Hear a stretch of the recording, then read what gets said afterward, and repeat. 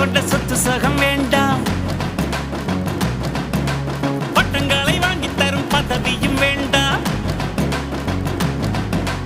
மாலைகள் இட வேண்டாம், தங்க மகுடமும் தர வேண்டாம், தமிழ் தாய்நாடு தந்த அன்பு போதுமே. என் ஒரு துளி வியர்வைக்கு ஒரு பவுன் தங்க காசு கொடுத்தது தமிழ் அல்லவா? என் உடல் பொருள் ஆவியை தமிழுக்கும் தமிழக்கும் கொடுப்பது முறையல்லவா? சிகரடை போட்டு சிகரத்தில் ஏறு,